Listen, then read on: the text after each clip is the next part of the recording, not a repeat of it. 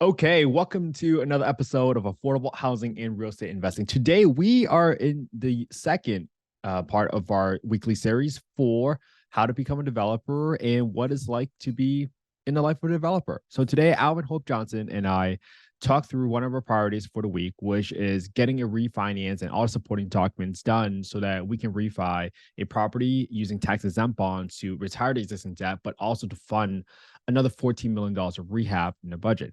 We go through tactically what we're doing because sometimes you want to know how the sausage is made, and every single deal is different. But we're here to review with you guys, like, hey, what do we do tactically on sometimes on a day-to-day basis, so that we are being super transparent with what we're doing, and then you get a glimpse into the life of being a developer.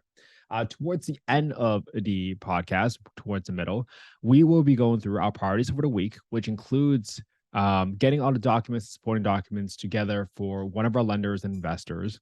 We also talk through what do lenders typically look for as part of the support package when they are lending on a real estate development deal. What do they look for? How do they verify and validate the numbers make sense for a real estate development deal? And we even have a bonus. One of our topics this week is how do we build our team? And Alvin talks through just exactly how he vets architects and engineers for some of our real estate development deals. And we even talked a little about the characteristics or the traits that we typically look for before hiring someone onto our internal team. So this is all going to be amazing and super valuable information for you to consider as you think about expanding your team and scaling your growth so that you can realize your dreams of owning multifamily assets. Please make sure you give us some feedback on what other topics you want us to cover. Make sure you subscribe to our YouTube channels, youtube.com/@Kent_HE and youtube.com/@ the new look of affordable housing. All right, let's get into it. It's in Louisiana we didn't buy it. We had a partner buy the note. And the note was about 12,400,000, these two notes right here. And when he bought it, there was 10,000 things on title that were just horrible, but that's okay. Because when he bought the note, we had the right to foreclose and wipe everything clean on the title, but we didn't want to do that because we wanted to keep the basis of these notes in place. And the reason we did that, so when you come back to refinance, you can actually use this basis as your basis of debt, okay? And then we acquired mechanics liens, totaling this close to $1.1 million. And then there were several other mechanics liens that fell off that were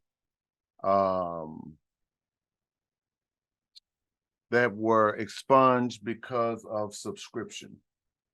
And so now that we're refinancing this thing, all of this stuff on title canceled via subscription.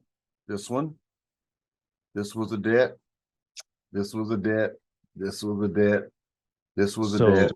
For the audience that's following, right, Alvin, that 1.1 million mechanics lien, was that from pre-existing renovations before you acquired a property, or they placed on a property when you were renovating the property? This was pre-existing, pre-us. Okay, got it. So when our investor partner bought the notes, these two notes, he also acquired about $3 million worth of mechanics liens. And here's $1.1 million of them.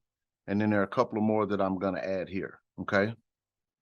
All of these other ones. So for the listening audience, you may file a lien against somebody's property and yep, you're good until you're not good. And what makes it not good is that these things actually time out after so long that if you don't renew your lien position.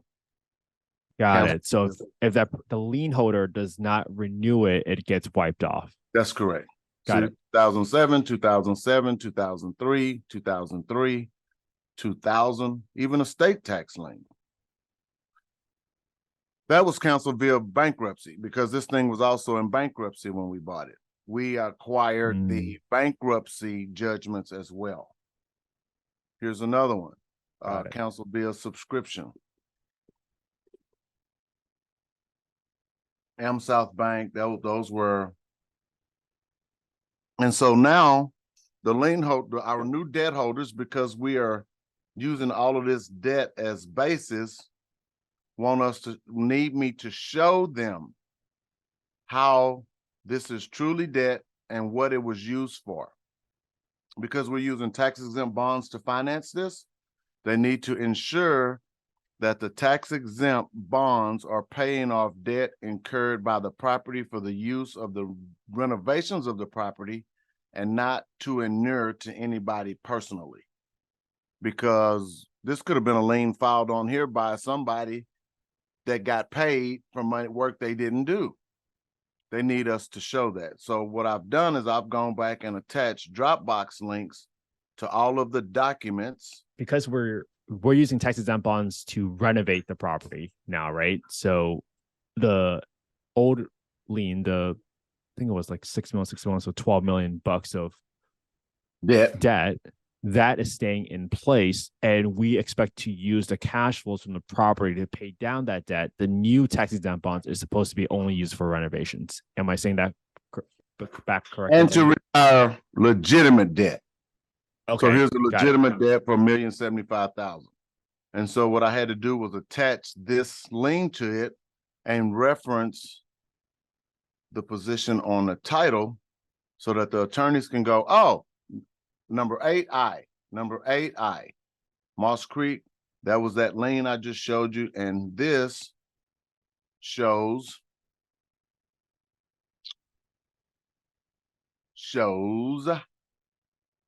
that Moss Creek Development assigned this loan to Triple Grove. That's our debt holder. That's my partner that bought that debt. And so now we can utilize this as part of the basis. And so I see. So I'm just tying everything from title to this document so that I can send this to the attorneys so that we have a tax attorney that's given an opinion for these tax-exempt bonds that, yes, this money from these tax-exempt bonds is paying off legitimate debt. Got it. Legitimate debt that's still on the books, but it was related to either purchase of the original property or it was related to actual work done on the property. So it's qualifies as legitimate debt. Okay. That is correct. Got it. And then this debt, this $800,000 was money that we borrowed after we bought it to put roofs on the property. And so I'm going to have Peggy put all of the and so okay, well, now that 830, how we know y'all didn't pay yourself? Well, we have every invoice for this money that was paid out. So I'm going to have her attach all of these invoices into this Dropbox. And then I've got another $3.5 million to put here, another $5 million to put here. So it's like another $8.5 million that will be debt. And I'll have her put all of those into a folder as well. And then I can send this off to the attorney. So this is, and what did I learn here? Even though now our lender, Triple Grove, is a friend, he gave us money whenever we needed it, however we needed it, for whatever we needed it for this property. We did not truly document it the way it should have been documented, because those notes should have said for roof repair. Now my invoices will show that, but this particular lien that we filed, we did a different note, promissory note for every one of them. $208,000 on this one. Were these promissory notes associated with a particular invoice? Is that what you're saying? Or they should have been? Well, what I should have done was had one note for the total amount of the debt that it was gonna be. And then here are all the invoices that are gonna be dumped into this folder. That all of these numbers will tie together to match that $830,000. Should have had one note for roof repair and then have that note just have drawdowns every time we drew from it to get to the total. So now, what I didn't know back then, what we know today, best way of documenting this, at least we filed it on title so we can prove it. That's the easy part. And now I'm having to go back, or not having to, I get to go back and just make this really easy for the attorneys and for everybody to follow that, yep, here's the title, here's that item on title, here is the Dropbox folder that it's in, and here are all the receipts and the notes and everything that tie in with it, and really a great deal. And so I'm gonna run over to Peggy real quick and tell her that this is a folder for that to drop in.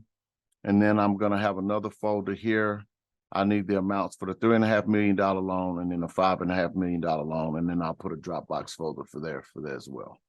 Got it. I guess the takeaway for listeners, like, document well, track everything well, and then at the same time, that gives you flexibility when the time comes to do your refinance or whatever. Great. Absolutely. And if we didn't have these notes that we filed for that, yeah, you have receipts, but how many people are literally going to want to go through that and add that all up? Fortunately, we were able to go back. Fortunately, we filed it on title, so it's a matter of record. Multiple indebtedness, that's what I'm working on here. This item T, 8T, multiple indebtedness. So I'm going to take and stack all of those notes in here. And then here's another one, multiple indebtedness for that. I'll tie that. And you're also protecting your lender in this scenario too, because Absolutely. they also want to be on title. You actually Absolutely. definitely want to be on title. And this was a friend who wasn't a trust issue, wasn't a concern. He actually offices right next door to us. So it's like he's close enough to know exactly what's going on, but still document, right? Right. You borrow money from your mama, document. And then we had it recorded a record, and then that'll be easy. And so for the listeners, that's my lesson. I had we documented it to some degree, but not to the degree that I would do it today. Amazing. So thanks for sharing that, Alvin. Yes, sir. I just wanted you to know what we're doing. And then also our listening audience can, because I'm sure that we will run into something like this again. Well, that's perfect, because I was just going to talk about the top 2 priorities for the weeks. What are we doing with the proceeds from the refinance on Cyprus? Paying off debt. Is that intended to pay off all the debt? That will pay off 20 million of the debt. And then I think our rehab budget is right about 14 million. So we'll put another $14 million worth of rehab into this asset. Got it. So we're raising tax-exempt bonds, paying off the old debt, using the new part of that raise to renovate the property, and then the cash flow from the property afterwards will be used to service the new tax-exempt bonds. That is correct. Got it. So what's the other priority for the week, Alvin? For the listeners out there that's wondering what it's like to be a developer, what's going on with the other raise that we're closing in a month? Let's see. What else? Well, that's a couple of questions. Priority for the week. Priority for the week is to complete this process of documenting these notes with the paid invoices and et cetera, and getting that to the attorneys before the end of the day today. Mm-hmm. So my day will be kind of jam-packed with that. The rest of the week, I think tomorrow I am going out to Princeton, where we've got the 400 units being worked on. They're doing all the horizontal improvements. Mm-hmm. I believe both of the detention ponds should be completed by now. I hadn't been out there since last Monday. Oh, that's cool. Well, about 11 days. So I'm sure that the other pond is completed and they're probably well into grading now. All the pads have already been moisture conditioned. And so I think I've got about $300,000 in invoices to get paid to that contractor this week for that work. Yeah, I just got a payout this morning. And so I'll get that submitted to our lender in Wisconsin. They have mobilized, the contractors have mobilized. They set up construction trailers last week, got barricades out there to start putting fencing in. They've got poles set for cameras to go up because we'll have 24-hour job site monitoring. Should this week be getting really close to getting that deal funded? So I think I'm hopeful that we can get some of it funded this week, but I think the drop dead date would be somewhere around 8/15 that we'll start having big tranches of money hit the bank account for that deal. And when you talk about getting the deal funded, right? Was it? I'm trying to draw an analogy for single family investors. Sometimes when you're in an underwriting deal, you got to submit some W-2s, you got to submit some pay stubs. What do we need to still submit to get the deal funded in this scenario? Or is there still like a lot of documentation left, a lot of support, any sort of items from the contractors that we need to provide to the lender and investor? For that deal, I think they have everything they need. None of that has to do with income from us. No qualifications for any of that. This is strictly from a position of a lender. If I'm working with a developer and I'm partnering with them as a lender, they want to know, the lender wants to know, what am I buying? So here's the asset, or what am I buying into? Here's the dirt, here's the asset. Here are the construction docks that we will be building according to. Here are the permits issued by the city, or that they are ready to be issued, so that I know that once this money goes out, I'm not going to have to wait a year to get it funded or start getting built because there are no permits in place. Then once I have the asset, I've got the drawings, it's permit ready. I have a itemized budget from my contractor that says they can build this for that. And then we have a plan and cost review study by a third-party consulting company that outlines that, yes, this contractor has submitted a proposal to build these apartments, and their bid for framing is within range. Their bid for all of these different items to bring this project is within range. So it's not like just going out and picking the lowest bid, because the lowest bid saves you the most money. How do we know the lowest bid can actually complete that project for what they said they can build it for? That's what this third-party consultant does by providing that plan and cost review study. And so now as a lender, the lender feels comfortable that they've got a great asset, meaning a clear title. They've got some construction documents, meaning blueprints and et cetera, all the way down to the landscape plan that shows what will be completed. And then they also have a third party, or they have a budget from a contractor that's qualified to build it. And then they have a insurance policy from this contractor that says it's a performance and payment bond, payment and performance bond, that says they will complete it. If they don't complete it, then this contractor's insurance will pay somebody else to complete it. We've got a max price guarantee that says this price of this development will not exceed X unless there's another COVID and force majeure and all that stuff, but we're not going to get into that. And then we have a third-party consultant that says this contractor is qualified to build it, and based on our analysis of our expertise and looking at market conditions in this area, that this is a qualified bid to be able to complete this project. And so now you've got a full package for this lender to feel comfortable being able to lend on, to know that their money is going to get a project that's going to be completely built. So we've supplied all of that. There's some other underwriting stuff that the lender needs to do on their part. I'm not really that abreast on, because you know, it's just like dealing with a bank. We don't know what the banks have to do on the backside for them to be able to monetize our loan. That's the process that we're going through right now.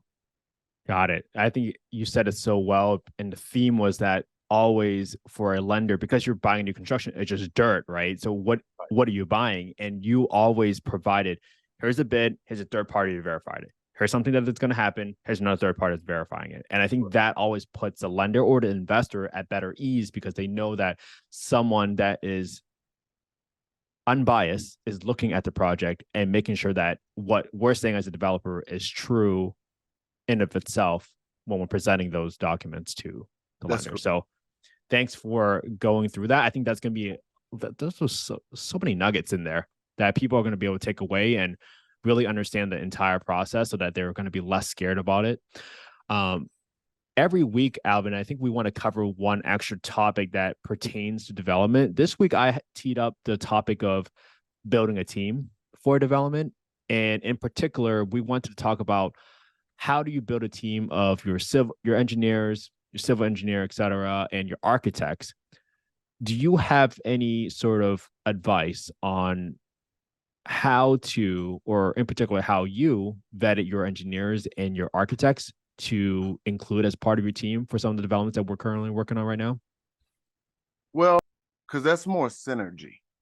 For an architect, they're qualified. They've got their schooling and blah, blah, blah, right? Whatever that takes.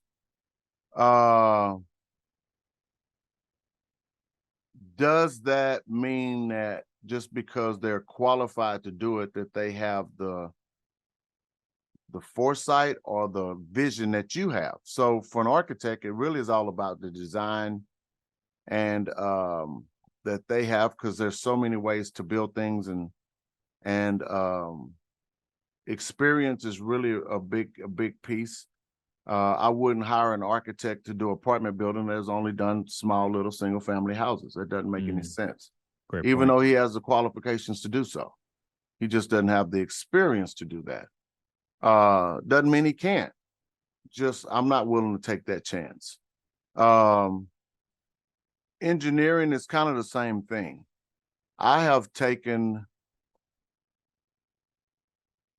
referrals from people that I know. So the guys that are doing our horizontal construction on the property that we're doing in Princeton, they recommended a local engineering firm to us.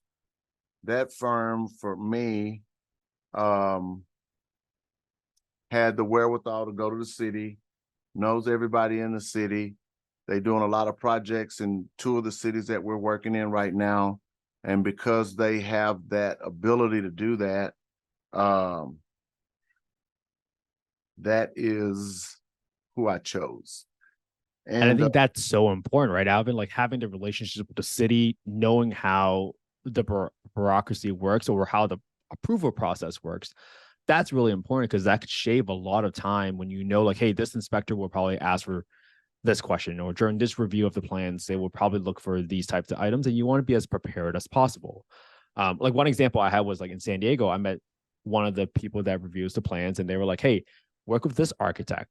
In general, most of the times when they submit work to us, it's pretty good. And I think that's also a very good way to go about it and how you build your teams. Like you can look at it from referrals from other investors, or if you already have connection with the city, you might be able to ask them like, hey, who has done good work for you guys so far? Where has the quality of work been? Because chances are the city probably wants to work with people that, like you said, has the wherewithal and a competency to work within the confines of the process that's been defined by the city. So absolutely love what you just said there. So that is what, and so that's worked out for me. Team building, it's all about, I don't want to work with anybody that doesn't believe that what I'm doing can get done, period. And I've never seen a coach play a quarterback that didn't think he could throw a touchdown. Why would you do that?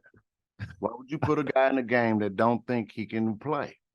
So I'm not going to put anybody on my team that doesn't think we can't get to 20,000 units. I'm just not. Because if they're thinking that way, then every thought is driven toward the efficiency of what we're trying to do and not just trying to hit a home run or make a paycheck today.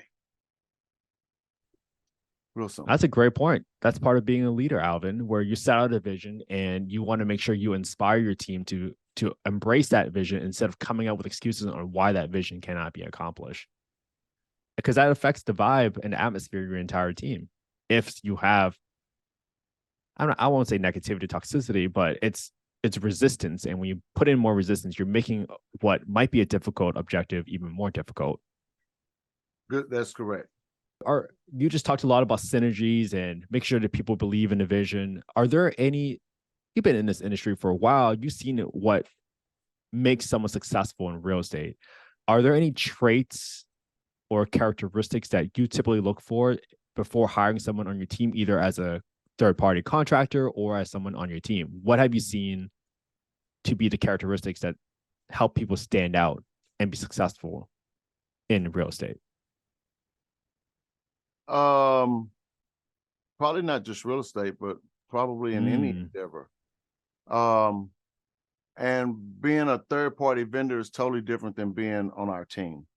So for me, with the being on the team part, my circle is really tight, really close, and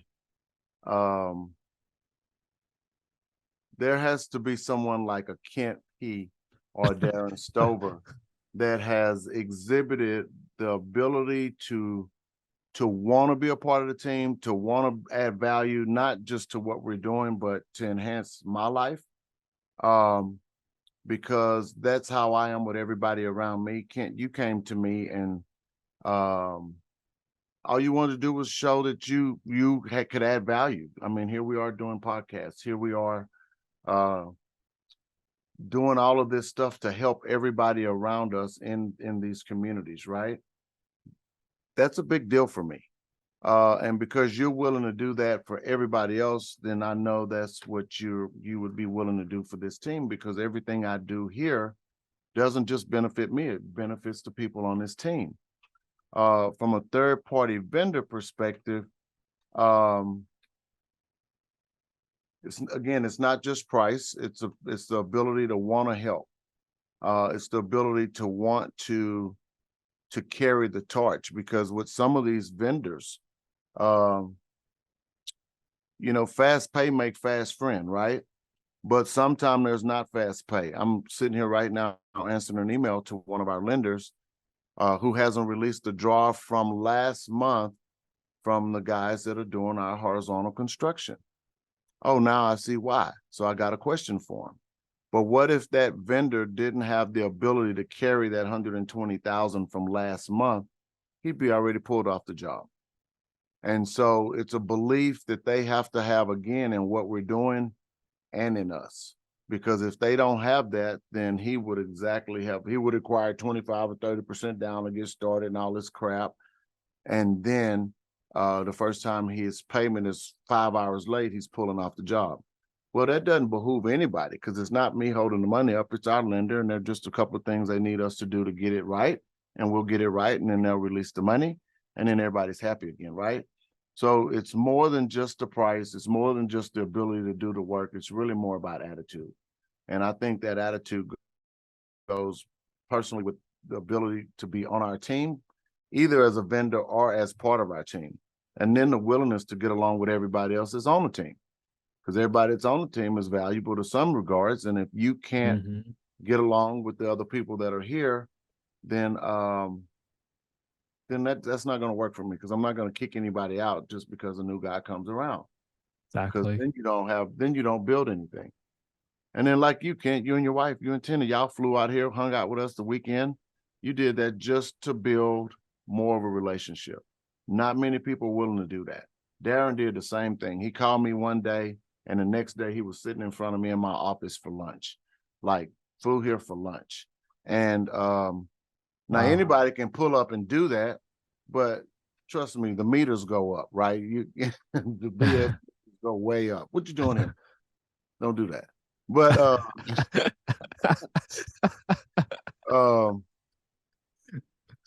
well, this is why we get along, Alvin. And I think you said it really well. And I thank you every day for this opportunity. I'm truly, truly grateful to be part of the team, Alvin.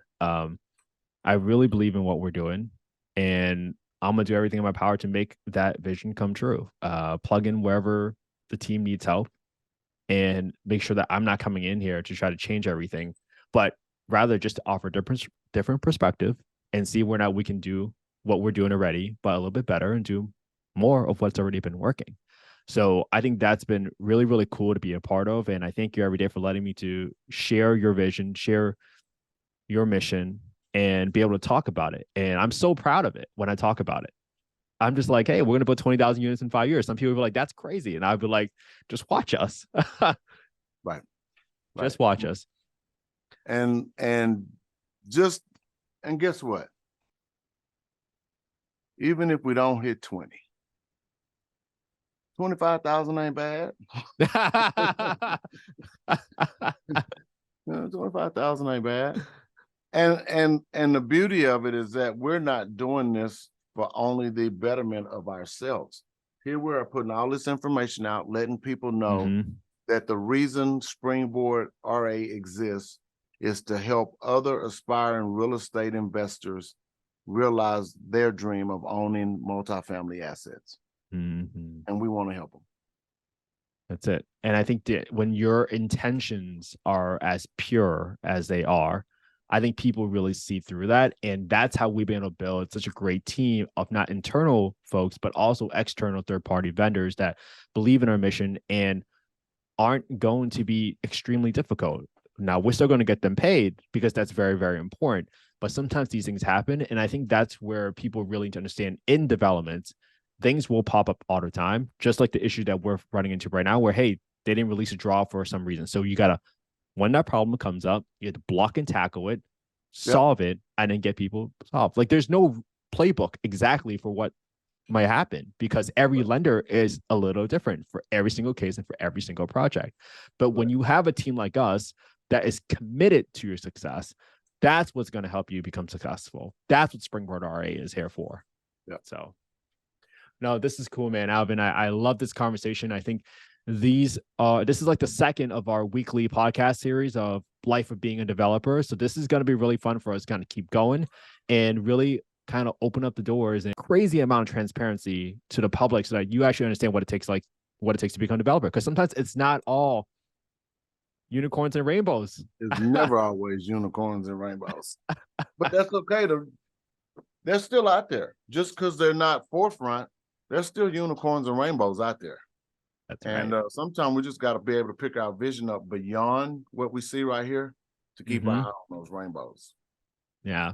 It's awesome. We're going to put this video up on my YouTube and Alvin's YouTube. Make sure you follow Alvin Hope Johnson on Instagram and all socials. You can find me at Invest with Kent He. And we are out for this week.